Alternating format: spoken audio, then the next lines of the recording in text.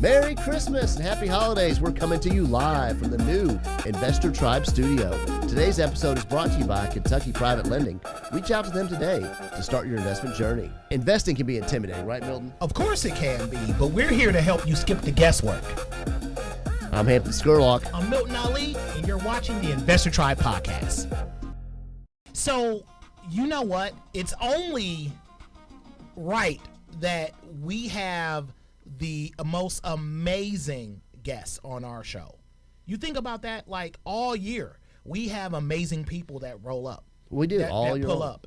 And we have someone who is a friend of the pod who's been in the background forever, finally wanting to be in front of the camera with us. Yes, and it makes us look so much, more average or below average, and brings out that we're not that good looking or attractive when you have that is young true and vibrant and full of personality, and we're very glad to have Rachel here. She's helped us on a lot of events. Rachel Guonot is in the building. Welcome. Thank you. Yes, I'm welcome, happy Rachel. to be here. Yes, and so it is super cool to be able to celebrate Christmas, right?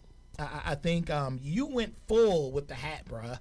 You know what I mean? Like, you fully, like, are you I see the lights around there. Are you a light hanger guy, like, around your house and all that? No, but we do, garland and the tree and decorations, and they always go up the minute after Halloween. So the day after Halloween, everything goes up. Bro, that's presents demonic. are wrapped. My wife is just Halloween? The day after. The day after Halloween? Yes, no, November 1st. That's just something. I don't think that's right. The presents are wrapped. Okay. Decorations go up. It's her routine. She's done it, and I just go along with it. So for me, for our household, it's the minute after Thanksgiving. Like, Thanksgiving is over, the very next day, my wife is asking me to go to garage, pull the Christmas tree down, because we were using real trees. Now we use fake because, save the environment, whatever.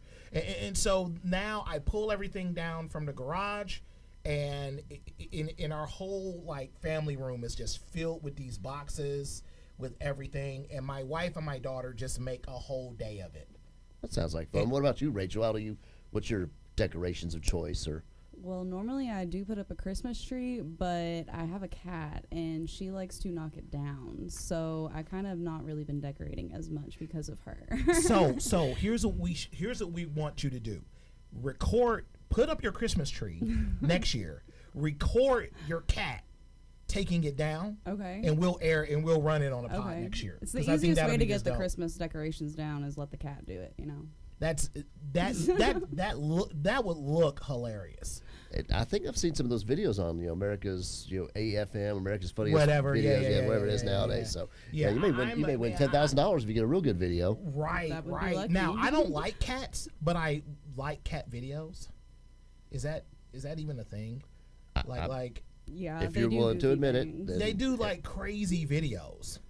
You know what I'm saying? And it's the holiday season. Think about that. I mean, I got nothing but time to watch some crazy cat videos. I do have a Christmas sweater to put her in, but she doesn't like to stay in it either. So she'll when you put her in it, she'll circle around backwards and then she'll try to swoop out of it. It's really funny. I'll send you that video too. Oh yes, please do, because watching cats suffer is my real one. Like when they get a bath or when they have to have their thing that covers their face because they're trying to bite the person who's trying to clean them, or if they're getting their nails clipped and all that kind of stuff, and or my favorite one is the one where they wear a GoPro. Oh yes, and they're going hiking and all the things. Yeah, like they're just rolling through the entire neighborhood. Yeah. So it's just, now, do you do decorations at all? I will try to do them up high. So I'll do garland, like you had mentioned. I'll do the cabinets and that kind of thing. But if it's on the floor or close to the floor, I just try to. I will put a Christmas tree outside my front door sometimes, a little mini one, because she can't touch it. So Hampton, how many Christmas trees do you have in your house? We are more of a wreath family. My wife, one of her first jobs was in a Hallmark type store with candles and wreaths and decorations and those darn little bears that cost. So you're committed. We have committed a lot of storage space, Committed a lot of storage space to the Christmas and other holidays, and we have so many wreaths. I know that there's wreath hangers and holders, so you can maximize all the wall space when your boxes pile up so high, because wreaths don't stack too well. So they even have wreath Tupperware containers. They do. We have two. We have two of those things, and I was going to bring one to the studio. My wife will probably, call me and be like, oh, where's the other wreath? So I left it there, because I wanted to bring it to the studio just to decorate the studio, because we're like, we need something. And my wife was like, we're going to put up that wreath. Well, I brought in a couple into the office. My wife will never miss them. I don't even know if they're going to make it back home. She's going to, if she ever does realize they're missing, she'll put up wanted posters, and she'll, I don't know if she'll recognize them, but that's where a lot of these decorations came around the office. We're just our excess. Okay, and so what we should do is, before we spin the wheel, I do have a question. Do you know anybody that has storage, that pays for storage just for their Christmas decorations? Not offhand, but it wouldn't surprise me. No, but I know somebody that put shelving in their basement, and like they have some nice shelving, and they just have bins, so they did that, but not a storage unit off site. See, that's crazy, because I showed a house where the guy, this is in the middle of July, had a whole Christmas train set up. Like it was a winter wonderland. That's pretty cool. And it was owned by a guy. So it was just him by himself in the house, but he had a whole Christmas setup, and it's absolutely crazy. I think it's time to spin the wheel. Hey, Rachel, you'd ask about the wheel sitting back there. Now you get the chance to spin it. Yeah.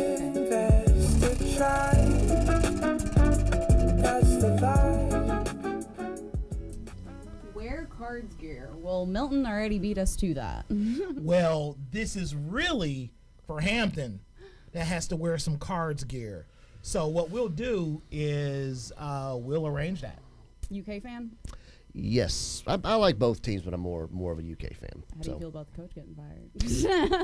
I don't follow it all that close, but that was a beatdown recently. Yes, and so game. You know what? It's a split, because my Michigan team was not able to pull a fifth victory in a row, which, look, I mean, Ohio was the better team this year, and only this year, but at least my Cards won. So, you can't win them all. And Detroit, which I'm always going to represent, literally they lost to Milwaukee last night, breaking a 17-win streak. That's pretty good. And when you said Ohio, you mean the Ohio State University, right? Yeah, oh boy, yes. All right, fair enough, man. But y'all really good. I mean, that's just, I can't front. Y'all really good. I mean, national champs and really good. I mean, that's just, you guys are really good. So, next year I know we're going to be a lot better, and we're going to be a contender, and we'll see. Can you imagine that? Were you were around for our preseason one, like our episode 0, like our season 0, because I feel like there's different iterations of our podcast.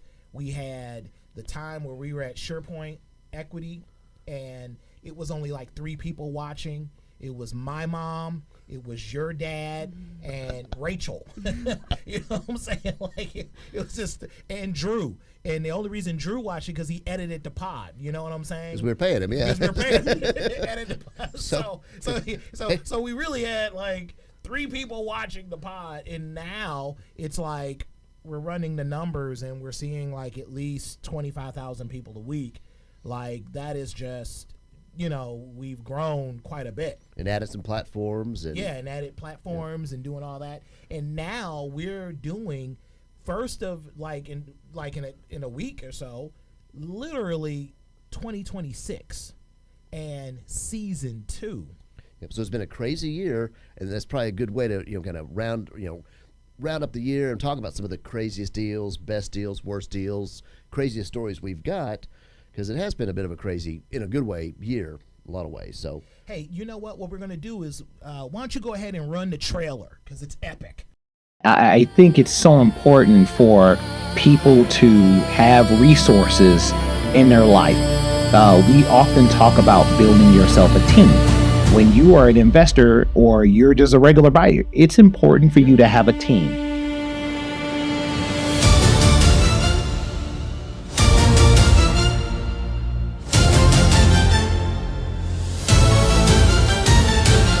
I wish I would have owned that property.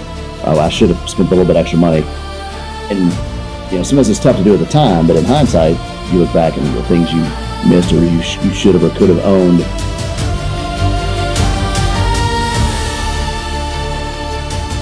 But what advice do you have for a new investor that wants to try to get out of that rat race? You know what a professional tenant is? I've seen some. I've heard horror stories from landlords. Yeah. But how do you know they're a professional tenant? And how do you screen against that or protect yourself is the big question. To see him walk away with a $98,000 check at the closing table from a flip that we had put together, and it was amazing for him to walk away with that kind of money. When you are talking to an agent who's going to be able to represent an investor at a high level, there's a set of skills and a system that they need to follow and understand in order to have the outcomes that they would like for their business, as well as for their investor and what their goals are.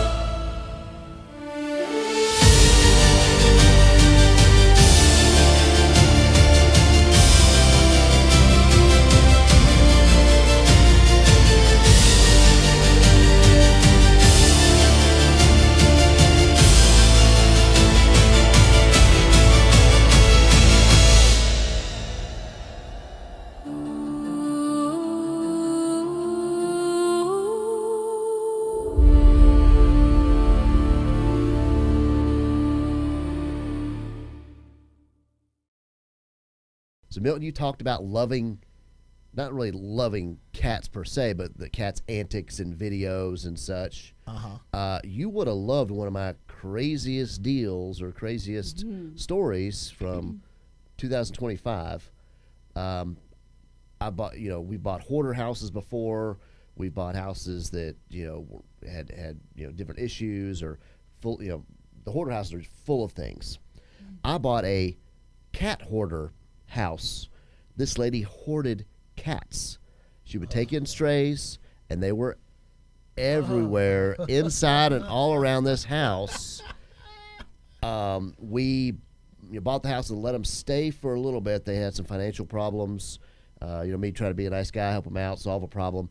They and the cats overstayed their welcome, and then when they're moving out, That's crazy. They left the cats. Oh, that's for even me, worse. and they were trying. The old owners were trying to break into the house, or just come by the house and throw food into a window, so To the feed cats the cats? to feed the cats. And so we had to get Humane Society involved. We tried to get them adopted, spayed, neutered. It took a while, and then we found out that this is another county than what we live in, so it's not in Louisville, but surrounding county. Right. And they told us over the past few years they've had to take cats away for health issues or abuse, and it was 76 cats that they have taken or 76 saved cats. from this family. And there's probably more cats than that. Not all of them were saved or taken or removed. But yeah, 76 cats that were. Would you have had adopted some, Rachel? No, I can barely handle one. I would not have gotten another And what's cat. your cat's name? Indy. Indy could have had a whole bunch of playmates. He could have started a cat gang. They would have started a cat gang running around the streets of Louisville, just terrorizing, right? Just terrorizing. You know what? I've had my series of crazy deals. I think, this year we've had a series of crazy deals. So I sold this one house, and it was in the West End. And basically, I went in the house and I'm taking pictures because it was a trap house. I'm taking pictures, and I literally, so the deal wasn't really crazy. It was the beginning. It was getting ready for the deal, right? So I walk out, and I took pictures because it was just really a cheaper house, and I literally see a pimp with one of his workers at the corner. Like, you should have sold him or her the house and talked about great proximity to the workplace. This is such a convenient location. You're a good salesman, Milton. I'm surprised that you didn't think of it right then and there. But so he was just right there, huh? Wow, so first, my PIP card has been turned away, has been torn up for years, so I don't think like that anymore. So there you go. But I've sold some pretty crazy, deals, and we've had some pretty crazy, deals this year. But that was by far, I've had some other crazy deals. We've seen a lot of different craziness that come across. Rachel, what about you? You're a real estate agent. You're a realtor. This is what's up. So what about one of your crazy deals? Well, I've had experience with the cat this year too, where they were some older cats and it had their urine had seeped through to the subfloor. So that investor had a fun project to fix that up. And then another crazy deal, I got to be a little careful because we're still under contract and we're supposed to close this month. Oh, okay. But the crazy part in it is that it's been under contract since August. So it's been a roller coaster of up and downs on this one. Yeah. So we've been navigating that. But I feel like my crazy's been kind of chaos, together, if that makes sense. It's manageable crazy. Awesome. Speaking of crazy, it is the season for family and holidays. Yep. Milton, have you had any experience, selling, buying, working with family as a realtor? Is that anything you'd recommend? Oh my goodness! So funny you bring that up, because one of the cool things is that I was able to help my mother sell her house down in Texas. So shout out to my mom, and we actually moved my mother-in-law, and we're still doing that. So she lives closer to us, and so that's where we're kind of in that in that space where you're kind of making sure that not only the kids are taken care of, but your parents are taken care of. You can relate to that. Yep. You know what I'm saying? So we're just trying to get them moved, and so we got them moved, and that's okay. And so we're doing some other things, and so so shout out to family. So I'm definitely glad that all that's been taken care of. And I know we probably had some emotional. You talk about the roller coaster of dealing with a property for 4+ months. Is it going to sell? We deal with buyers, sellers, contractors, appraisers, lenders. You probably dealt with it all over multiple deals, but that one there. Have there been any emotional moments for either of you during the year that either tugged at your heartstrings or pushed you over the edge in anger, or what type of emotions have you felt with real estate in this year? I felt it all, I feel like, too, because all my clients, they are my sphere too, so I've known them for a really long time, and I feel like it starts out all happy and exciting, and then there's a bump that hits in the road, like during your inspections, your appraisals, or something of the sort. And then they're just kind of, I don't know if this is really going to work out. And then it's all the emotions. And then when you finally close, it's like, okay, you really did it. Or, if it's somebody on the verge of a foreclosure, that's an emotional wave. And then the gratitude that comes from them at the end of the deal, it's like, wow, you just saved us from that. Thank you. But in the middle of it, there's tears and all the things. So all the emotions. Yeah. You know what? It's really interesting to have the emotional closes, because there was some closings this year where I literally brought bourbon to a couple of them, where I'm buying bourbon because one of my investors, had to take some, had some contractor issues, had some tax issues, had several other things going on, and I saw that happening, and I saw the closing disclosure statement, and I saw that dollar amount that they were walking away with, and I was like, you know what, here's a bottle of bourbon. And they were going on vacation. They were like, yes, thank you for the bottle of bourbon. But then I helped another family move into a home that's going to be worth, almost $1 million when they're done. And so I brought them bourbon for a different reason, right? Because it's time for celebration. And so right now they're doing renovations. and those renovations are going to really blow up the value. So they're super excited, and I'm, it's always good to be able to help people on both sides of the, on both sides of it, and so shout out to, Lake Forest, because that's where there's room for a lot of improvement. So, so you heard it here. I'll also say another emotional moment too is I've been trying for 3 years to get some clients back to Shelby County that are in Bloomfield, and we finally found their perfect land for them to build. So it was just emotional to go out to the land and be hands-on and measure the property and be there for it all too. Didn't you do a video? I with did. You, I did like a TikTok. you and your friend jumping up and down. That's what that was. So for a perk test, like when you buy land, right. you have to go out there and mark where you want to put your house. So then when the health department gets out there, they're like, okay, we'll dig here. So we were out there measuring where we wanted to put it, putting stakes in the ground. So yes, I did do a TikTok. So that is that. I didn't know what that was about. I just thought you were doing wide open spaces like the Dixie Chicks. I just thought you were just I don't know. Yeah, I mean I was like, well, that's Rachel. Yeah. It was just an emotional moment because it's we've been trying for that long to get them back to Shelby County. We'll be listing their house here soon. They're getting it ready, but it's just heartwarming. So their first new build, and then so. Are you looking to buy, sell, or invest in real estate? Reach out to my team at OllieSellsLouisville.com. That's OllieSellsLouisville.com. I'm Milton. I'm Hampton. I'm Drew. And we want to wish you a Merry Christmas. The cool thing about this time is that I'm so thankful for the team at Bespoke, and as well, but even more grateful for the people that have come up to me and the people who have said, hey man, I've seen your podcast and I never thought that the impact would be great. I mean, I've had new investors come up to me and was like, hey man, I'm learning how to invest in real estate and I watch you guys. And it just kind of makes you feel like, man, it's a responsibility. We're making a difference. Yeah, making a difference in, in new investors and even some experienced investors. So what about you, man? Yeah, I'm thankful for everybody out there, our viewers, our sponsors, our guests at the events. We're very blessed. We get to talk, sit here with Drew and Aaron and talk real estate, try to help people.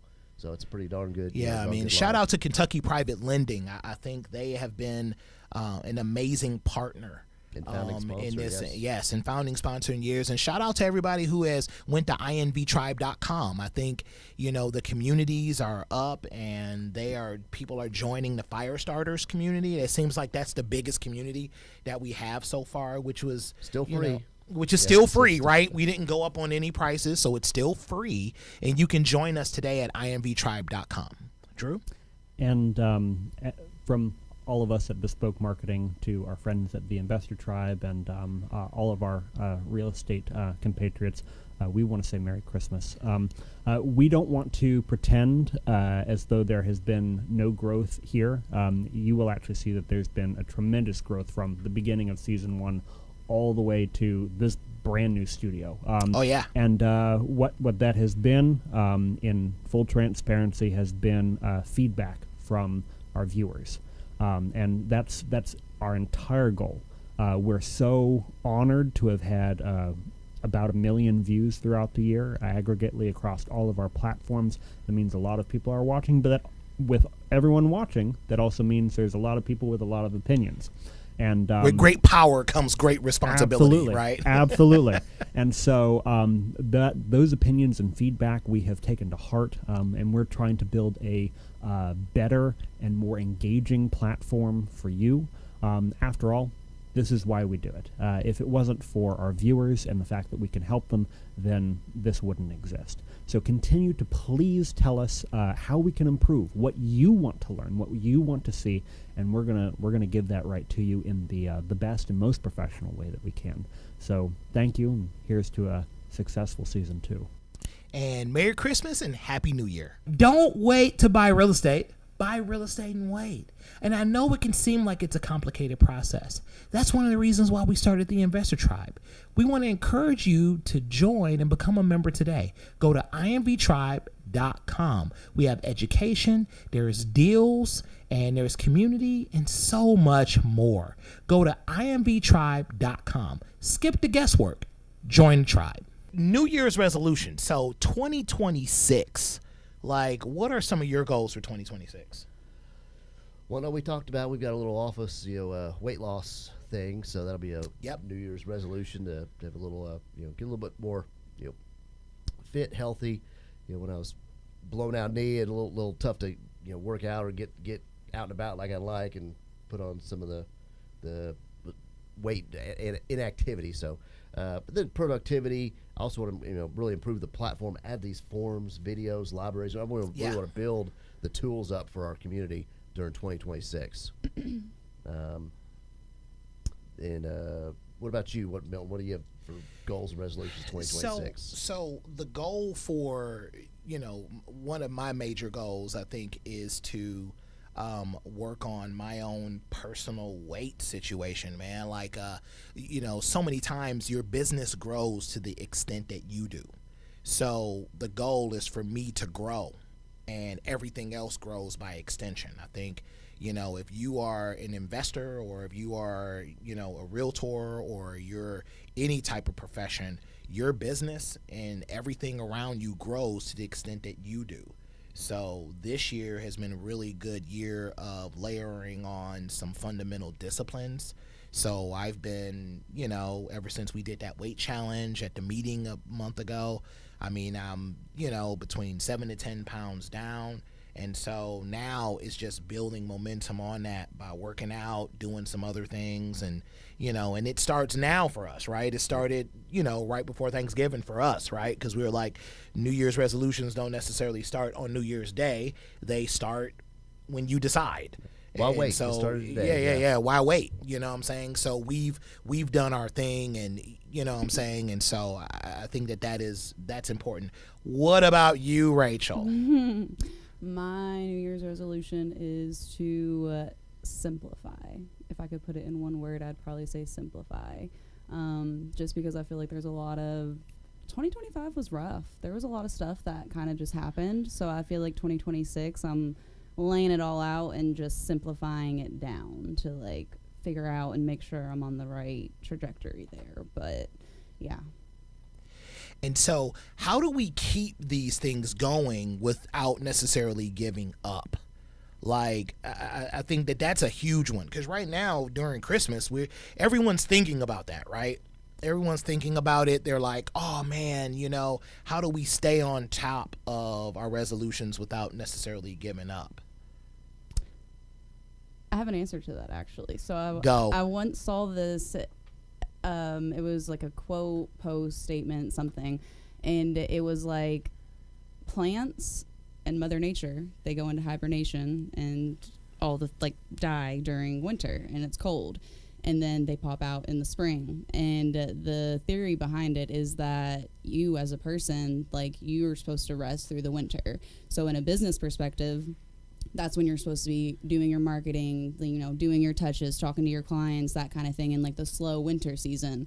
So when spring comes up, you just bloom and everything's kind of in track there. So I feel like to stay on track with your resolutions, you need to rest. So when everything else in Mother Nature is hibernating, you as a human rest yourself and do things to get ready for the spring.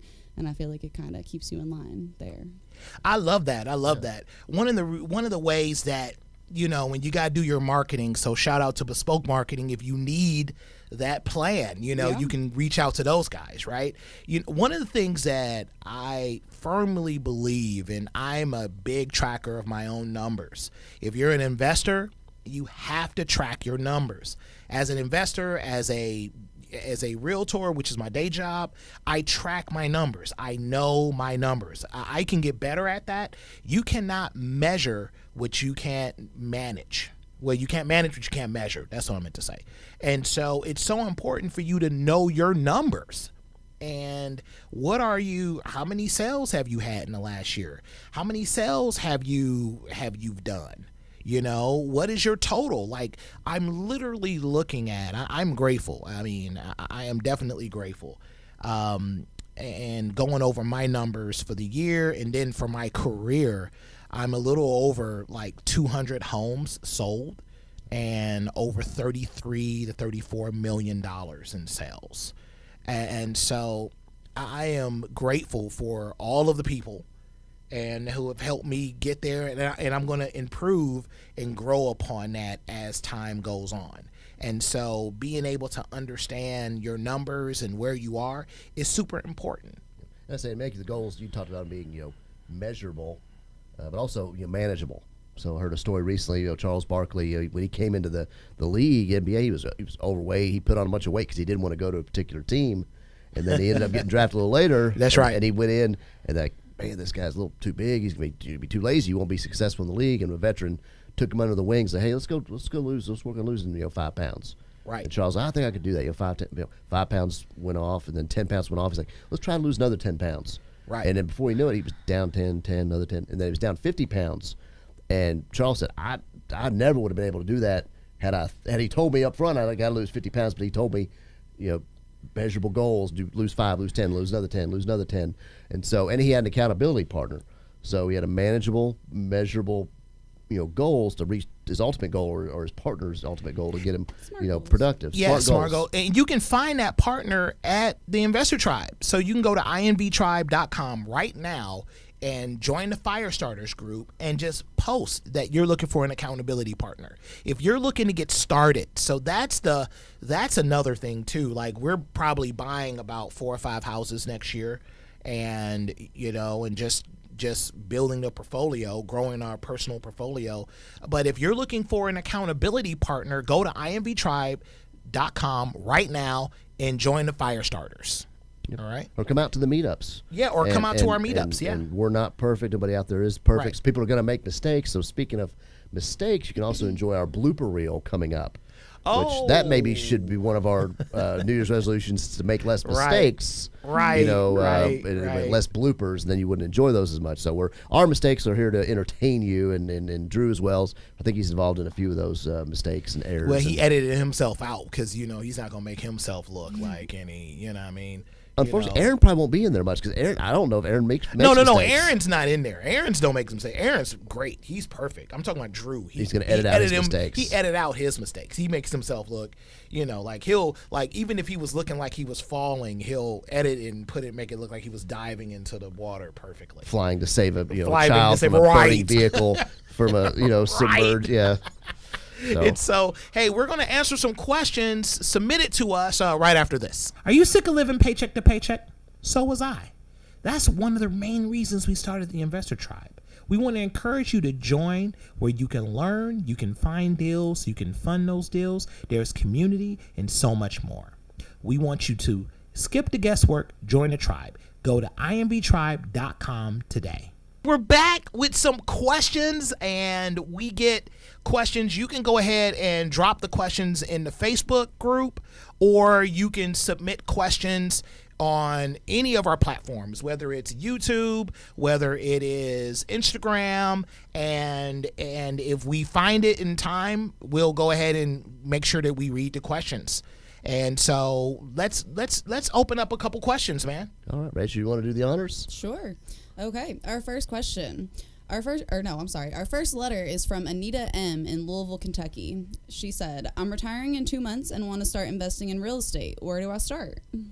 Well, she's at the right place. We take a lot of guesswork out of real estate investing. That's right. Network, go to the meetups, figure out what your goals are. We just talked about goals. Do you want to replace an income? What type of capital resources do you have? What skills? Do you have a partner? Do you have contractors? Do you need to build teams and networks of these people before you really get started? So, we're not going to give investment or tax advice here, but network, learn, education is a great place to start before you dive into this. But also, don't let it hold you back. Don't wait forever to buy real estate. Buy real estate and then wait. Let it work for you. That's right.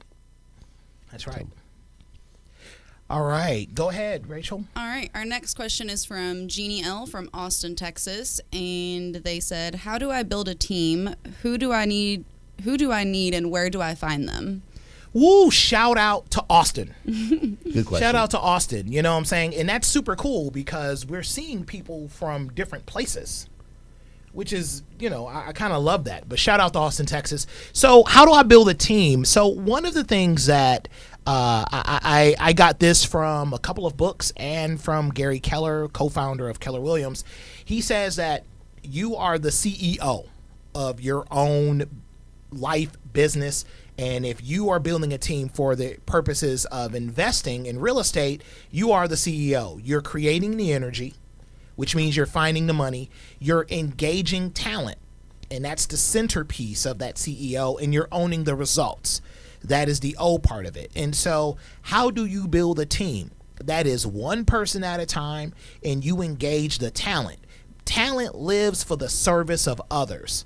A person can be a really great plumber, and you find one, and you also can find an electrician. You can find these individuals by referral, or you can go out and search for them. Like if you're early in the morning, I suggest going to a hardware store, Home Depot, Lowe's, you know, wherever you want to, whatever store is around you, you go there early and you look for someone who has the t-shirt or who has a polo shirt.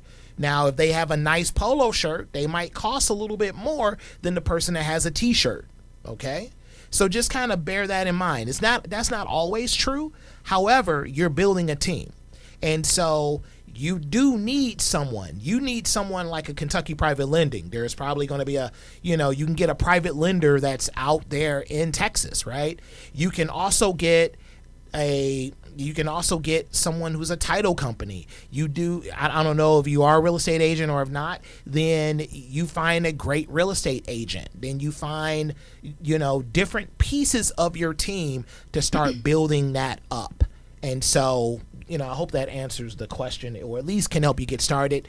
Go to invtribe.com, join the fire starters, and we can hook you up from there. All right.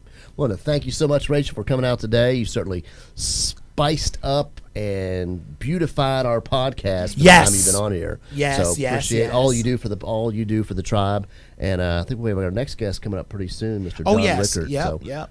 So shout out. Thank you. Got some big shoes. Thank you. Happy holidays. John's got some big shiny shoes to fill, doesn't he? Yes. I'll give him my boots on my way out. I don't know if you get a picture of those or you get those. Right. I will. Great. Right. Milton needs a pair of those. All right, and we'll move the break right now. Managing real estate can be complicated. Get one thing off your plate and contact our friends at Liberty Mutual or call 1-800-266-0644 and mention Milton Ali. You can also use my code KY-444689 for your free quote today. So a while back we had Scott Pinnell on the pod. Yep, yeah, we did. And we spun the wheel. We also we're gonna give a goat. Yes. So we're gonna give a goat to his charity at giveagoat.org.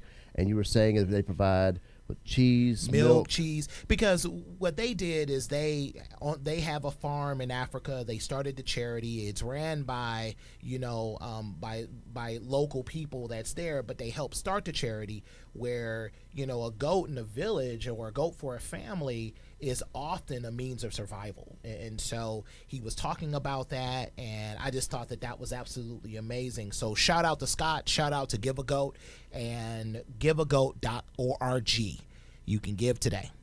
All right. Come on in. John, what's up? Speaking of goats and the greatest of all Happy time. holidays. Oh my gosh. How are y'all doing? Man, Good. doing good. Dude, we're not calling you a goat, man. We're you are the goat, greatest of all time. I'll take that. Loan officers, Loan officers, yes. man. And I'll take that. So yeah, we want to welcome you to the pod, man. Merry Thank Christmas. you for having me dude. back. Merry Christmas. You know Happy what I'm holidays, saying? all the fun You stuff. could have been anywhere, vacation, doing all the cool things, but you decided to join us. Well, I'm doing loans, and I had a little break, so I came over here to see you guys. I can't go on vacation. Man, you're doing loans right before Christmas? Oh, dude, it's the busiest it's ever been. Okay. 4 record-breaking months this year. We're probably going to do another record in January. It's crazy. Nice. December's a mess because of all the holidays and keeping up with it, but because of it, January ends up being pretty heavy. So it tends to be a mess in all of our world because, people are trying to do their 1031s. People are trying to just make sure that they sell. We close out the end of the year strong. And so there are several, balls I got juggling in the air. Just Holidays, weather delays. Yeah. Oh Some yeah. stuff, Well, and Christmas this year's midweek too, which basically ruins the entire week. You can tell me you're going to work on Monday. I do not believe you. like I'm going to try to work Monday, but it's going to be working with hot cocoa and a TV on. You know what I mean? Yeah, and that's exactly true, man. I mean, that's where because over the Thanksgiving holiday, it was just like we barely didn't hear anything. And from anybody, it was like we were sending out emails and no one's responding until after Thanksgiving. And so now that it's Christmas, it's like a whole nother level of everything. And so it's super cool. And so, do you have Christmas plans this year? And I'm going to stay at home, go see some family members, of course, drive around the city. But most of my family, luckily, is here or reasonably in town. So we're going to just stick around and do that. Any bourbon tours or bourbon tastings you're going to do on the breaks? Or No. Bourbon? But as soon as Christmas is over, though, we're leaving for Key West. Me and the wife are going to do a road trip down to Key West, drive all the way down, drive all the way back, and just go somewhere warm when it's cold. And you went down to Florida last year too, didn't you? Or a while back? Okay. Yeah, we went down to Florida last year for the Rockville. It's kind of like the Bourbon and Beyond tour here, but it's Florida's version of it. It's a lot of fun. We like to do a road trip once a year where we don't have an exact plan. We just kind of stop wherever we see and see if it's a good time, Love it. And so, now you don't have property down there, do you? No, I'm actively looking in Florida. Florida's a Like great place Boca to invest. I wish I could afford that. Yeah, hey man, I heard that that's the sixth borough of New York. so I figured you'd be around your people down there, around all the all the good rich folks down there. I wish, man. I don't have that kind of money. I mean, Florida's great. Like I've honestly looked all over the state. It's hard to decide where you want to be when you're coming from out of state because you come down for a week or two and you see all the good fun stuff. But of course, it's all roses, right? You're on vacation, so it all looks great.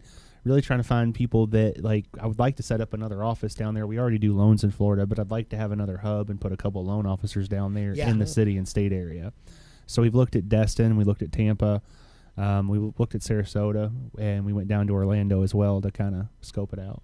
And see, we were looking in Michigan because one of the main things we almost pulled the trigger, and we just I have one half conversation with Hampton. He's like, "Hey man, have you thought about this, and this?" And I'm like, "Man, I'm the real estate agent. Like what? Like why are you running all this at me?" And I was like, you know what? Hey, honey, I'm semi-retired. We haven't thought about this at all. We just like what we saw and was like, and sometimes it's even good to run your ideas by people because sometimes, I get caught up in the emotions too. Sure. You know what I'm saying? And so we're thinking, so the only reason we didn't pick Florida is because it's hard to insure. Yeah. And so that's that was the big deal for us. We were just like, oh no. One of the guests said anything 50 miles from the coasts, the rates had gone up quite a bit, or it's difficult to get insurance on some properties, and even though some of the values had dropped after storms and things, getting them insured was very difficult or very expensive. But it still I is. don't want to be 50 miles away from the coast. It still is. Because what's the use? I'm in the area. Mm-hmm. I want something to look good. Sure. I want it to look good. If I'm spending that kind of money, I need to be able to see something that looks good. But but I also don't want it to wash away. Sure. Well, here's the thing. It's priced into the price of real estate. What I mean is a market's a market. Once the insurance picks up, the prices of homes slow down a little bit to compensate. So it will always come out in the woodwork. But there's places in Florida that have low hurricane hit ratings that are better than others, right? That you can try to avoid that are still near the coastlines or close enough. Like, for example, you're going to get hit if you're not 50 miles inland. But if you're more than 3 miles inland, most insurance companies have a dramatic drop in rate coverage price. So you don't have to be the full 50 away. It's the further, the better, right? And each carrier is a little bit different. But, I do loans for investors in Florida all the time. They're still buying up houses like crazy. They're all Airbnbs down there. I mean, it's just Airbnb central. Yeah, it is. And so part of me is like, you know what? Let's just roll down there and just stay in the Airbnb and not necessarily do the whole investment, because I'm using this war analogy, but whenever you, in ancient times, whenever you fought a war, you needed to be near water for resources for your horses and all that kind of stuff, right? If you don't have the resources, the talent, and all that to work, I mean, you probably have contacts down there. And while I do have contacts, I don't necessarily have trusted advisor and a team. Those are two different things. And so you got to have that built up before you want to start really making inroads anywhere. It's sort of like, do I have a capo, so to speak? Sure. Do I have these individuals that can get out here and do what they need to do on my behalf? Yeah, well, and luckily for me, two of the agents I do loans for that refer me business, they manage Airbnbs, because down there, that's what most agents are doing, is managing Airbnbs. Yeah. So you connect with a couple of good ones, that are well trained and know what they're doing. It's kind of a no miss. And for me, since I plan on probably being down there part of the year because of opening an office, right, it would be a pseudo second home for my situation for me. So it's kind of a unique position because there's business involved to be down there, but I'm still wanting to Airbnb it and not pay for it all the time. Ooh, you can buy one of those. Do they have any of those 2 stories where the apartments on the mixed use ones? And yeah. Then you have one in the mixed use, so you can have an office front, a live suite. So you can just kind of go down the steps and now you're at your office. Yep. There's actually one of those here in town, believe it or not, that another lender does, and they do have a whole bunch of those down there in Florida where they're mixed use suites. I've looked at them, you know what I mean? The problem with those is they tend to be in commercial zones, and I don't know if I want to live in a commercial zone. Right. Backyard is a parking lot. Yeah, right. Because the amenities are not really there, and it's not really a cool kind of like, oh, you can't walk anywhere. You gotta drive 20 minutes to go anywhere. So that makes sense. I'd prefer something where I can, if I'm down there in the winter, it's warm, I go down there and help out the office, do some marketing, advertising, and when I'm gone, my agent can put it up on Airbnb to help offset the cost. And, my office will pick up the tab for most of it because it's got to pay for me being down there. So I'm going to have to look in. I love Florida from the standpoint that there is clear water, right, near Tampa. And that's where I would want to be, is Tampa, because Tampa's 30 minutes away from from Lakewood. How far is it from Disney? In Orlando? No, a couple hours. So it's a couple hours from Orlando. I think it's a 3-hour trip. I believe I think it's Lakewood or Lakeland. Lakeland is where the Detroit Tigers do their spring training and that's spring cool. camp. So went to a game. I love it. Ever since then, I just fell in love because there's so many people walking around with Detroit hats on. Yeah. It's like the only other place where you find so many Detroit hats because they're the major employer in Lakeland. And so it's just super cool just to see people with Detroit hats and alligators. Right. It's like, okay, well, there you go. Well, and if you could reside in Florida too, you can save yourself 5%, 6%, 7% depending on the state you come from. They don't have income tax in Florida. That's right. So that's like if you're a decent sized earner, like if you're in Kentucky, I think it's 5 1/8 is what we pay here right now, something like that.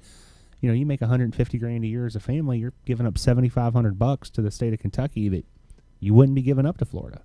See, that's super cool. That's super cool. I think now it's time to spin the wheel. And we're back, and it's time to spin the wheel. John, you have to spin the wheel. Oh, so I do. Okay, here we go. You have to spin the wheel.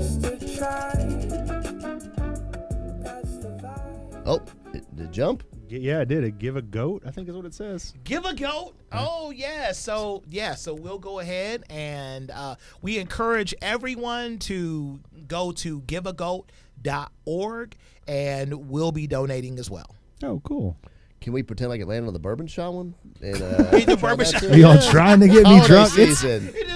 It's 11 a.m., just so we're clear.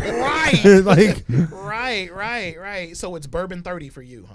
Well, we have kind of an inside joke. We all went out for dinner, and there was a bourbon sommelier, and he had like a master's degree in bourbon. I didn't even know those guys existed out here in the streets. Milton said, I want some alcohol-free bourbon. And John has a pretty good collection and knows his bourbon. I'm a novice compared to these guys.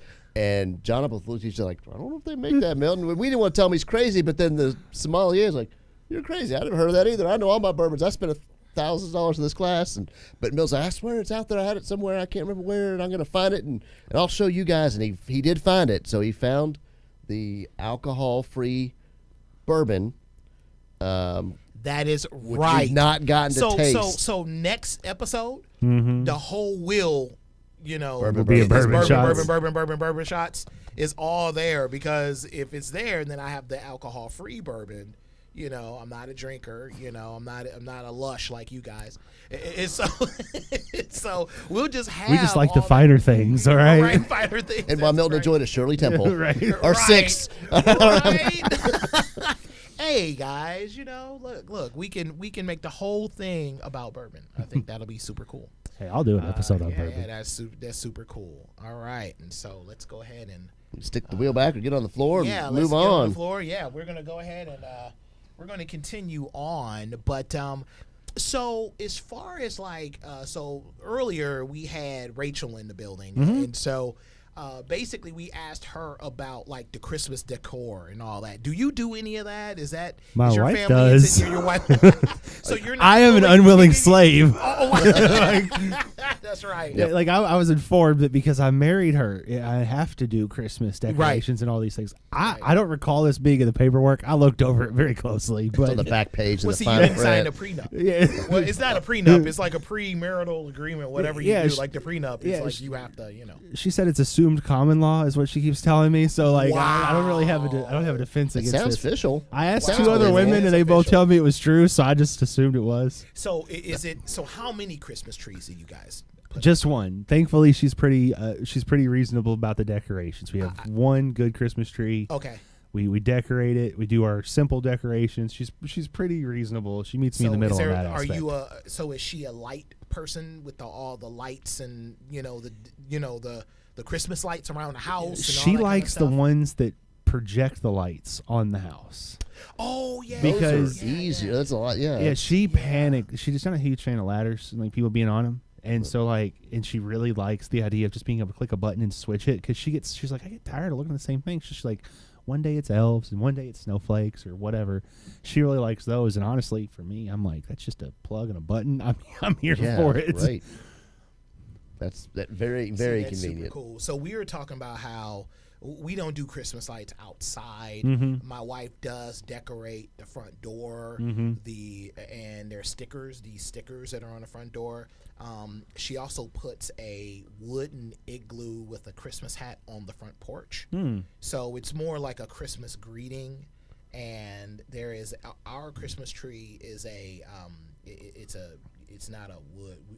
We buy the fake ones, not the real ones, but but it automatically lights up and she has a light switch. Yep. And then there's music. So my daughter is like all about pressing the button and playing the music, and it is overbearing. Like I'm looking for the volume thing. It only has loud and off.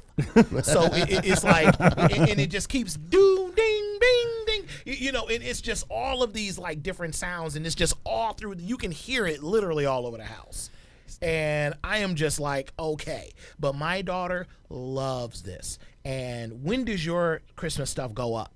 It's right after Thanksgiving. See, so right after Thanksgiving. So, what My is wife your... is Misty the day after Halloween, like That's minute, right, the morning after Halloween. See, I don't think that's cool. Like, You're skipping Turkey Day. No, we still Right. celebrate it. No, She's- you skipped it. No, you you can't skipped Turkey Day. decorate for one and celebrate another. That's right. not how So that my works. wife believes in right after. So we don't necessarily, ascribe to a Halloween per Sure. se. So we do an autumn thing. So Yeah, it's yeah. an autumn theme that can last through Halloween all the way through Thanksgiving, Sure. because it's the same kind of aesthetic for autumn, seasonal the aesthetic, seasonal yeah. thing dynamic. So we got like a little not plastic, but we got the bale of hay, that we'll put up, and we'll have the little scarecrow that goes up. So it's all fall festive, right? And it's not like a real scarecrow. It's just like some whatever thing. And so that can last through Thanksgiving just fine. But Christmas, right after Halloween, I think that should make me king for a day. I'm criminalizing that. Yeah, I would go along with you. I think it needs to hang out until at least December. Like I don't even think if you do it Friday after Thanksgiving, you're still evil. You gotta wait. You're still evil. You're taking away from Turkey now, Day. okay, well, you gotta wait. You gotta wait until December. So my wife, right? So my wife, the one. day after Thanksgiving, because typically she has the day off. Yeah. So that's so Black Friday is when she put up our Christmas tree. Well, she had me go in our garage and do all that, and I had to go grab it, and it was just, and it was just definitely, definitely crazy. Drew said that your family's crazy. I'm not. Bottom line, like him. that's just, dude. I mean, that's just crazy. That's definitely crazy. And so, you know what, Drew, when does your Christmas tree go up? It goes up at least the Sunday after Thanksgiving. The Sunday after See, Thanksgiving. Do you have an old timey like 1800s Christmas tree? Is it made of? Do you really? He does. Okay. It doesn't have Christmas lights. Drew has everything that's old timey. He's got the candles. I mean, that's kind of Drew's aesthetic. Yeah, I can see that's- that. yeah. So He's got a man of the '70s aesthetic. So if you go to, 1870s. if you've ever been to Drew's house, he has a 19th century, home, and literally, lamplighters still go by his house.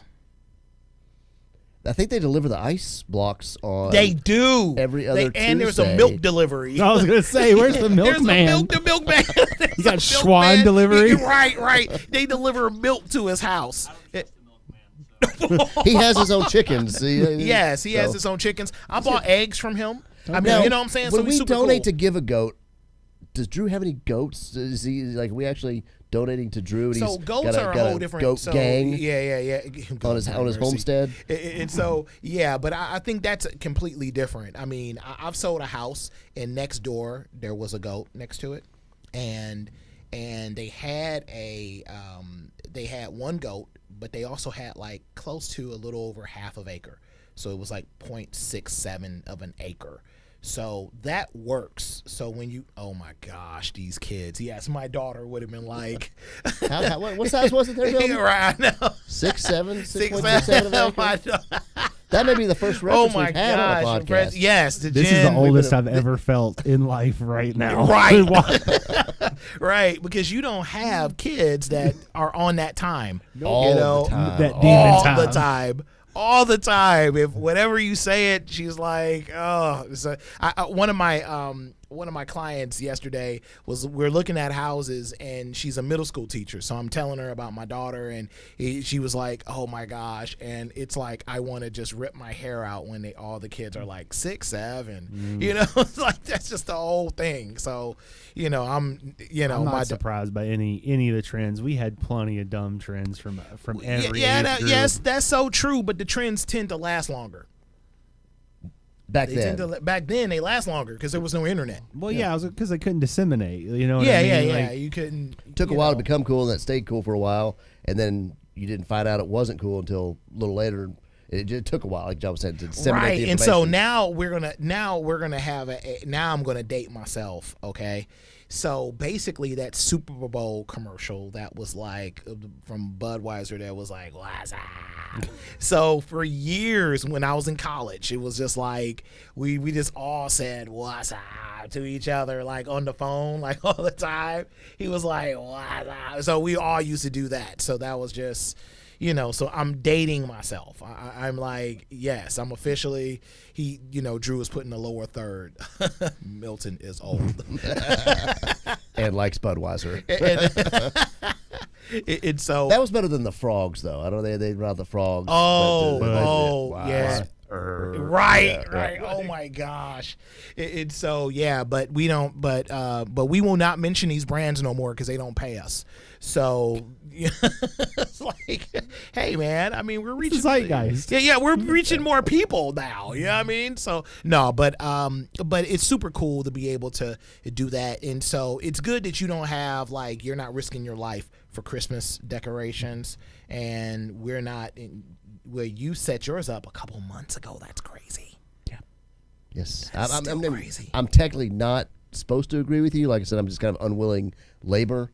But I just know the routine. I've been programmed or indoctrinated now. You've been where indoctrinated. I go get the tubs, and I know I get reminded the night of Halloween, hey, you know what tomorrow and is? my wife does the same thing. She's just like, okay, can you go? Can you move your truck out of the garage? I was a Halloween family growing up, so like my house was the scariest house on the block for miles. Kids, Really? Oh yeah, like my mom and grandma were both off the end of it. They had the scary house several times. It was we'd post somebody at the end of the block because there were 2 kids that were too scared to come down, and my mom would feel bad or my grandma would feel bad, so she'd have somebody giving candy.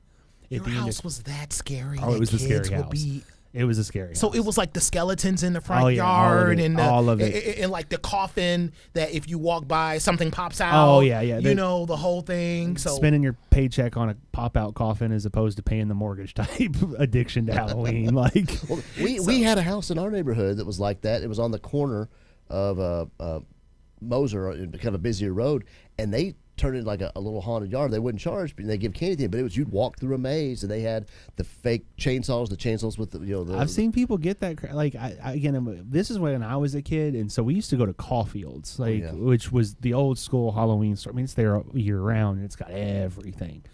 And if you let my mom loose in it, you weren't coming back with any money, and you're going to have to go pick up a truck to take everything home. And it was 4 stories of novelty items. It was insane. Big. But the family that had this crazy haunted house or haunted yard, they didn't let you go in the house. It was all in the yard. They eventually, upscaled it and opened Grim Trails. So they have a big professional haunted house. Yes, okay. it's them. They started it. I've done Grim. I love Grim Trails. Oh, yes, it's great. So yeah. That's we had cool. and back then they didn't have any rules or waivers, and so one of my friends was a smart aleck and upset, I guess, one of their kids or workers, and he chased him a good 500 yards down the street with a fake chainsaw, and my buddy's just running down the street away from him, and we still laugh about it to this day. He didn't know the blade was off of it, and he said something, "You're not going to scare me," and it was a real smart aleck, and the guy jumped out with a fake chainsaw, and my buddy took off, and the guy thought it'd be funny if he took off after him, and they made it. Passed around the corner, we couldn't see him anymore. So wow. And so basically, so we're gonna wrap up here.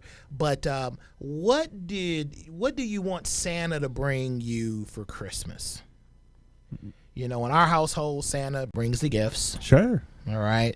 What do you want Santa to bring you for Christmas? I think a gift for everybody would be lower interest rates. So let's see if we Come can on, get the that's fat guy it. to deliver some yes, rate yes, cuts. yes. To deliver, drop them down the chimney. Yeah. Just, throw a whole bunch of basis points right down my chimney. I'll call Pal up. I'll take care of the rest. I'll make sure we quantitatively ease our way down. Yes, into the we want threes. that, and we can end there actually because that will help everyone. Yeah, I was going to say. You know what I'm saying? World peace. Yes, of all course, the songs of course. start playing in the background. Right. It's all great. Right. What about you, Hampton? I was just trying to think how that would fit into the song there, on the last day of Christmas, lower interest rates. Yeah. Right. That'd be good for everybody. Yeah.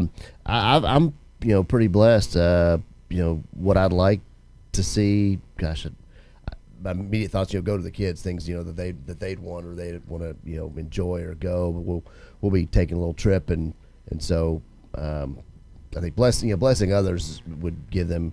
Or volunteer, they'd like to do some volunteer work. So I'm gonna need to set up another volunteer weekend. We all volunteered out at the Cedar Lake Lodge. They had a stroll, and the daughters did that, and their little friends and a boyfriend came out, and everybody had a good time. And you let your daughter have a boyfriend? The 17-year-old, I can't stop him. I tried beating him away with a stick, and the younger one's gonna probably be even worse. You didn't scare them. You didn't take them to the clean to my the garage, shotgun when they came. Clean your shotgun. No, I didn't. Because I have I can let you borrow, as my daughter say, pew pew. Yeah. You pulled off the internet. You say much else nowadays. Yeah. Right. And so. So basically we have, so for Christmas, one of the things I want is get a new hire for 2026. I think we're expanding here at the Investor Tribe, so we want to hire someone as we've been expanding. I think it's just been absolutely amazing, and people have been joining the communities. People have been going to imvtribe.com and they join the fire starters. We need to get you in the fire starters to kind of help the new people as well, and so it's just because you probably will be in the builders community, so that we have several different communities that are in that's on the website. So if you go to imvtribe.com, you can join several communities. So the first one that we encourage most people to join, if you're under 5 deals, you can join the Fire Starters community. Okay. And that's a free one, still free. And that's free. It's still free. And you can join another community called the Builders. And so those are for a lot more of the experienced investors. And literally, when you're posting in that group, you have to be serious. We encourage you to have at least, 10 deals under your belt to be able to be part of the Builders community. And that's for, syndications, other types of, things, or just high level commercial deals. It's a guarantee of quality, right? Like in the builders group, where you want to project that the people in there are SMEs, true subject matter experts that can give you the data you need. Fire starting is mainly for getting that motivation, finding other people in your group. It's all about being around what fits your need at the time, and you can grow through both of them. Yeah, I totally agree. And so we also have Pathfinders, and those are for our agents, brokers, lenders. And so those are Pathfinders. Those are the subject matter experts, and allows a community just for us to be able to pass leads and pass referrals to each other, to be able to say, hey, I got this deal that I'm trying to move. It's on market.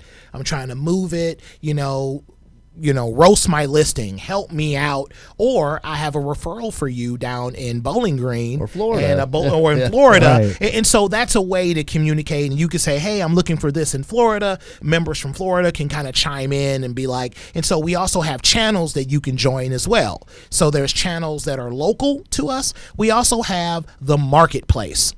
That is outside of Fire Starters, that is one of our hottest communities because it's deal flow.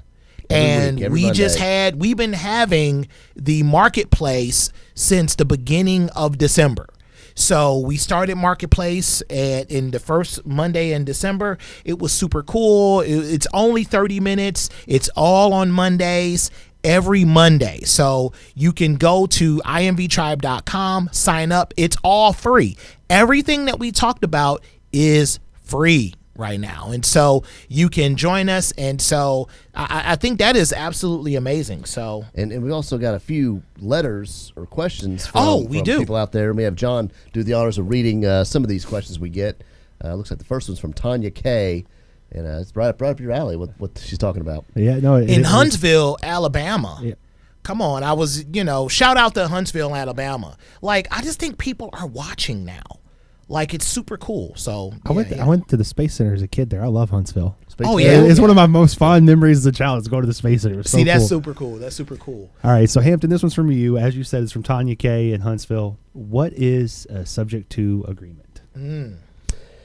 There is some communities out there, some lenders or some closing attorneys that will do these type of transactions. Others shy away from them, but there's basically an agreement where you're going to be paying someone's mortgage or buying the property subject to the existing mortgage. There's some potential pitfalls. There's some rules you want to follow. There's some ways you want to do it, and they're not extremely common. They become more commonplace the past couple of years, but and it's allowed on the HUD or the TRID. It used to be called the HUD 1, now the TRID statement, closing statement. But you just want to make sure you cross all your T's and dot all your I's and do it correctly. So contact a professional and or a the title company. Ask them if you've got any questions about that. And you may decide it's not, hey, I don't want to do this. I don't want to take over someone's mortgage because they may be way behind. They may not have a good interest rate. It may be better to call John or a lender and get their own loan and pay off that previous loan. Some of the benefits could be that you may be able to get a property that had an old 2-3% interest rate that you can't get right now. If the person wants to keep that mortgage in place and all parties are amenable to it, it can make sense to keep that in place if everybody's in agreement. There are some risks and benefits and drawbacks to it, so be careful. But that's basically what it is: a subject to agreement. Buy the property. And I'm all for subject to agreements, even though I'm a lender, and that's kind of contrary to what I do because there's no new loan for me in it. Subject to agreements can be excellent, but compare them to financing it with your lender to see what the real cost is. A lot of times people will come up to me and they'll say, hey, I got this subject to deal. It's at 3%, but it's only on the remaining $80,000 of a mortgage. and they got to pay 70 grand of their own money out of pocket to get it. I'm like, how much are you losing by not having that 70 grand invested anymore and keeping that old loan? We ended up just doing a whole new loan for, roughly $150,000 to get everything caught up and money out. And he now has money he didn't have before to begin with, and 100% ownership of a property without the leave behind mortgage. So some subject twos are fantastic deals. Some are better off with just done as a loan. So make sure you're comparing them both side by side. I definitely, and that's what I was going to recommend, because I sat with a couple that wanted to do a loan assumption, and I just basically said, well, can you call my guy? Or they were like, well, we want to do that because we want the lower rate. And so that totally makes sense, because I think a lot of people are hungry for the lower rate. And this rate, especially if you bought 4 or 5 years ago, you're in a sub 5% interest rate environment, and you're thinking, I don't want no parts of of the higher interest rate environment. So I think there's hunger there, and I think there's a lot of opportunity. So our next question is from Sally R. in Paris, Kentucky. Shout out to Paris, Kentucky. I've been to Paris, Kentucky. When I first moved to Kentucky, I was working in a different business industry, and I went to Paris, Kentucky, and I texted my wife and said, hey, my job took me to Paris. And so and so yeah. And did you drive by Versailles or Versailles on the way there? Yeah. So yeah, I thought they're both in Kentucky. I thought I was cool, and I was like, hey, I'm in Paris, and people were looking at me kind of crazy, but I'm from Michigan, so it was not like, I just didn't, So anyway, so Sally's question is, where do you even find deals? So that just sounds. That sounds like you may have some conversations about deal flow. We want to encourage you to, look, this is the Investor Tribe podcast, and we're going to encourage you to go to invtribe.com and go to Marketplace, where you will see, the Marketplace. We're going to have a recording of our Marketplace up for the next month. So through the new year, through January, you'll be able to see it. But then, in order for you to see it, we're gonna, you have to have a different kind of membership. And so, at least for right now, you can literally see our recording of the Marketplace. But you also find deals by joining. You can join our Facebook group, Next Gen Extra Investor Tribe on Facebook. You can also you can also join our meetups. And there's different things that you can do to look for deals. And they've got a different MLS over there. You may be able to find deals on market. Yes. You can find them off market, talk with wholesalers, network, go to meetings. Yes. Auction sites. There's websites. Well, and just in general, make noise, right? Like that's so true. I cannot stress this enough. If you want anything in your life, just make noise about it. Talk about it in general conversation with the people that mean the most to you, and tell them why you need it. And those people will hear, when they hear someone else, third party, say, well, I might need to X, they will try to connect those links for you. That's what people are always looking for. People want to be good people. You just have to make enough noise for the right ears to hear it and translate it out. And you can make noise very cheaply nowadays. You can go on Facebook, make one post, and share it to 150 different groups that says, are you in foreclosure? Is your house distressed? I can help buy you out. Share. 3 seconds, and you can probably get 5, 6, 7, 800 contacts. So don't be afraid to make noise to get the deals that you need to get done. And of course, consult your professionals. Of course. And so we just want to wish everyone a Merry Christmas. I think, this has been an amazing season for us. And what I love is recently our producer and our marketing guy, Drew Cookmaster, basically said we've had in 2025 1 million views across platforms. And growing, an upward trajectory for more each week. Upward trajectory. Yes. That's the way to go. So I it's kind of interesting, because what that does is just, I'm celebrating, but I also feel that as a responsibility, right? I feel like that's just responsibility. Like more people are seeing you, more people are commenting on what you actually say. Because we started off this podcast and it was literally, I think John, you watched maybe a couple of our episodes in the beginning. It was John, it was you, my mother, your dad, like it was like 5 people watching our podcast, and it was only because I spammed you several times with it. That's the only reason why you watched it. Yes. You were like, dude, stop sending me text messages with the link. Okay. Okay, I'll be on your podcast. And you ain't even called him during a podcast. Right? Live. Yeah, I Hey, think we did. We've only got 3 people view, and you're supposed to be the fourth one. For what? Can you join us? You were like, look, okay, I'm I'll at be a on your closing, but podcast. I got loads to do. Right. I'm sitting here in a closing, just watching docs and like, oh, look at me. You too.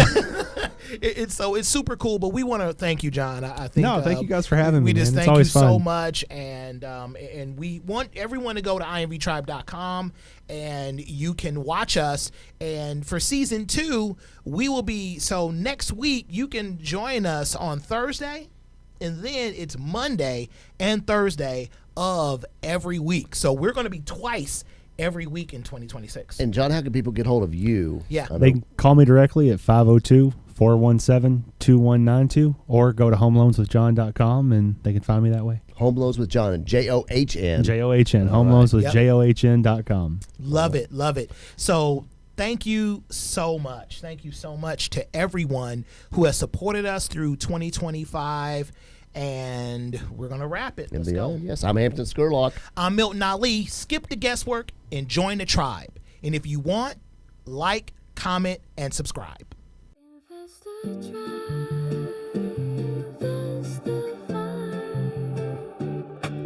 Skip the guesswork, do something different with your life.